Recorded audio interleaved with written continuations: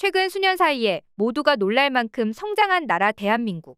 오늘은 가까운 미래에 우리 한국의 운명은 어떻게 될 것인가에 대한 주제입니다.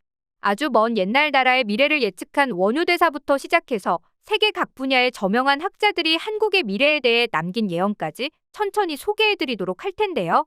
거기에 중국과 일본의 미래는 암담하지만 대한민국은 창창한 앞날을 맞이할 것이라는 전문가들도 나와 화제가 되고 있다고 하니 끝까지 시청해주세요. 먼저 원효대사는 아마도 모든 분들이 한 번쯤 들어보셨을 겁니다. 원효대사는 신라의 미래를 내다본 사건으로도 유명하신데요. 사실 불교의 오한 중 하나인 법안이 열린 과거 노승들은 가끔 미래를 볼 수 있다는 말이 존재했습니다. 법안이란 모든 법을 관찰하는 눈이라는 의미인데요.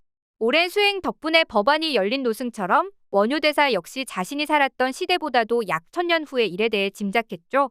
바로 임진년과 경술년에 대해 남긴 예언들인데요. 먼저 임진년에 대해서는 어떤 말을 남겼을까요?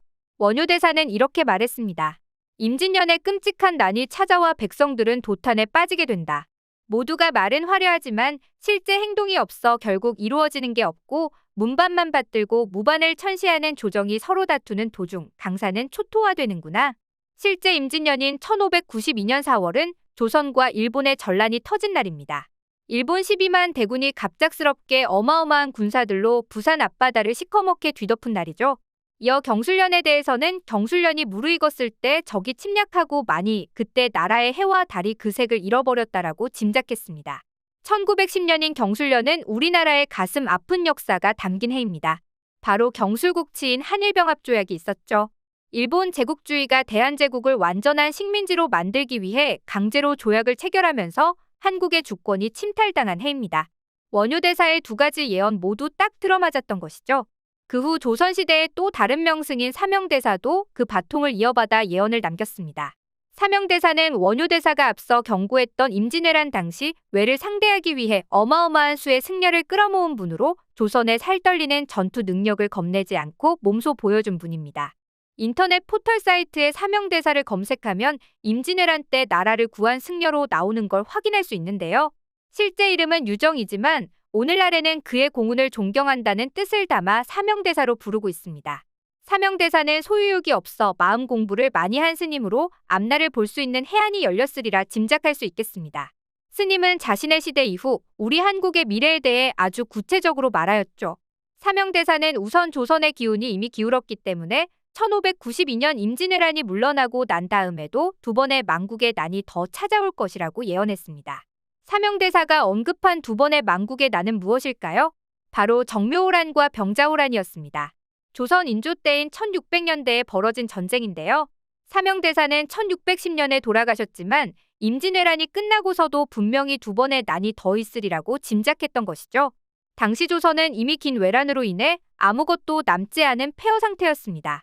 두 번의 난으로 인해 다시 한 번 위기를 맞이하게 됐는데요. 어찌저찌 기적적으로 난을 넘기며 조선이라는 나라가 멸망하지 않고 유지됩니다. 그 이후에 대한 사명대사의 예언은 근대의 사건을 아주 정확히 다루고 있는데요. 너무 정확해서 소름이 끼칠 정도이죠. 사명대사는 두 번의 호란을 가까스로 넘긴 후 수백 년이 지난 후에 점차 나라의 기운이 다한다고 했습니다. 그렇게 결국에는 나라가 망하게 될 것이며 이후에도 나라를 두 번이나 빼앗기는 일이 벌어진다는 어마무시한 예언을 남겼죠.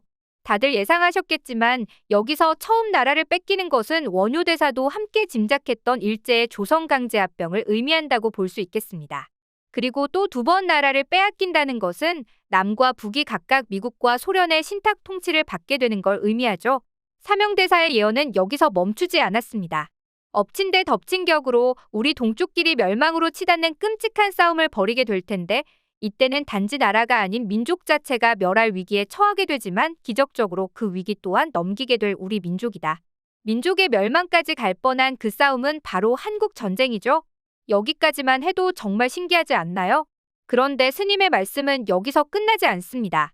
예언이 있는 시점부터 400년 후 우리 땅의 기운이 트이면서 이후 전 세계에 그 기세를 떨칠 만큼 국력이 커진다고 하셨죠. 이 예언을 남긴 게 임진왜란이 거의 끝나갈 무렵이니까 대략 1600년으로 가정한다면 그로부터 400년 후는 약 2000년으로 볼 수 있겠습니다. 이때는 우리나라가 IMF 위기를 넘기고 본격적으로 수직 성장을 시작한 그 시점입니다. 사명대사가 말한 예언과 우리나라의 모습이 많이 닮아 있다는 걸 확인할 수 있겠습니다. 지금까지 원효대사와 사명대사라는 두 대상의 무척이나 신기한 예언을 함께 알아보았습니다. 그러나 이것은 모두 너무나 오래전 이야기이죠. 그래서 도대체 앞으로 대한민국의 미래는 어떤 것이냐고 궁금하실 텐데요. 여러 학계 학자들은 보다 탄탄한 경제학적 그리고 과학적인 근거를 바탕으로 한국의 전망을 내다보았습니다. 대한민국의 부국 강병에 대해 언급한 학자는 바로 조지 프리드먼입니다.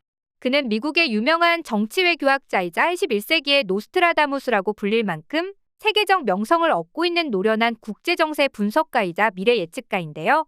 정치와 경제, 외교 분야의 세계적인 싱크탱크 스트래포의 CEO이자 설립자입니다.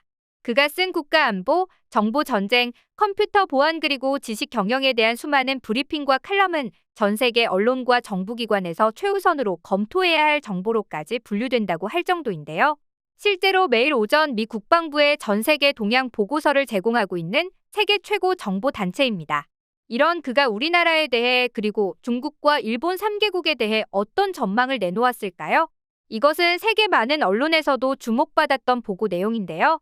그는 한중일 3개국 중 금밀에 가장 유리한 위치에 서 있는 나라는 볼 것도 없이 단연코 한국이라고 확신했습니다. 먼저 중국의 경우 마치 미국을 뒤따라잡기라도 할 듯 최근 약 20년간 많은 인구의 싼 노동력을 바탕으로 급속한 성장을 이뤄낸 것은 사실이라고 말했는데요. 하지만 경제나 외교, 국방 등의 부분에서 갑작스러운 붕괴를 걱정해야 하는 나라라며 경고했습니다. 중국이 붕괴될 거라는 전망 바탕에는 여러 이유가 있는데요. 다른 전문가들이 바라본 가장 유력한 원인은 바로 10억 명이 넘는 절대 대다수 중국인들의 가난 때문으로 추측하고 있습니다. 다음으로 일본인데요. 현재 노동인구 감소로 몰락 위기에 처했는데도 적극적인 이민 정책을 하지 않는 문제가 있다면서 지적했죠. 일본에게 노동력 수입 적극적 이민 정책 개방에 대해 제안을 했으나 그럴 가능성은 희박하다고 봤다고 합니다. 지속적인 노동 인구 감소는 일본의 부정적인 미래이죠. 덧붙여 2030년쯤부터 미국과의 관계가 악화되고 말아 2040년도에는 아예 적대적인 관계로 돌변할 가능성을 언급했습니다. 반면 한미는 좋은 우방 관계가 될 것이기 때문에 미국은 일본을 견제하면서 동시에 한국은 지원할 것이라고 예측했죠. 현재 한국을 둘러싼 국제정세 역시 조지 프리드먼 박사의 예상과 비슷하게 돌아가고 있습니다. 그의 분석을 눈여겨볼 필요가 있죠. 한국의 구구는 중국, 일본과 다르게 긍정적인 시선임이 놀랍습니다. 덧붙여 미국의 유명 투자은행인 골드만삭스도 그보다 더 낙관적인 전망을 남겼다고 하는데요. 골드만삭스는 구체적인 시기를 콕 짚어 2050년쯤 한국의 경제력은 엄청난 속도와 폭으로 발전할 것이라고 예언했습니다. 심지어 미국에 이어 전 세계 2위의 강대국이 되어 있을 것이라는 공식 보고서를 지난 2003년 내놓았죠. 추가로 팬데믹은 물론 우크라이나 전쟁까지 정확하게 예언해낸 인도의 천재 소년 아비냐 아난드도 비슷한 예언을 했는데요. 세계적으로 큰 전쟁이 일어난 후 그 복구 과정에서 대한민국이 세계를 주도하는 초강대국이 될 것이라는 예언이었죠. 소년의 말처럼 우리나라는 세계의 리더가 될 수 있을까요? 그 미래는 아무도 알 수 없겠지만 완벽한 부국강병을 이루어 세계에서 그 누구도 건들지 못하는 대한민국이 다가오길 바라며 오늘 영상 마치도록 하겠습니다.